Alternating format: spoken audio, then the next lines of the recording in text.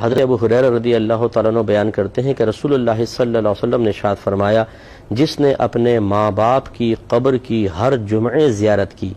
یا ان میں سے کسی ایک کی زیارت کی، یعنی سے والدہ فوت ہیں صرف یا والدی فوت ہیں، تو اللہ تعالیٰ اس کی مغفرت کر دیتا ہے اور یہ لکھ دیا جائے گا کہ یہ بری ہے، آزاد ہے، گرفت سے، جہنم سے آزاد ہے۔ معجم الصغیر کے اندر یہ روایت بیان کی گئی ہے۔ اس لیے میں اپنے دیکھنے والوں سے گزارش کرتا ہوں اگر پاسبل ہو تو ہر جمعے اپنے والدین اور کوئی ان میں سے ایک فوت ہوا ہے تو ان کی قبر کی زیارت کیا کریں اور ان کے لیے وہاں دعائے بخشش و مغفرت کریں،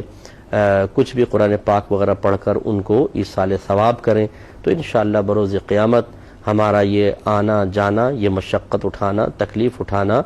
باعث مغفرت بنے گا، اور انشاءاللہ پھر ہماری جو نسلیں ہیں، ہمارے بچے ہیں، وہ بھی چونکہ طرز عمل اپنے بڑوں کا دیکھتے ہیں، تو کبھی ہمارا انتقال ہوگا تو یہ بچے بھی انشاءاللہ آ کر اسی طرح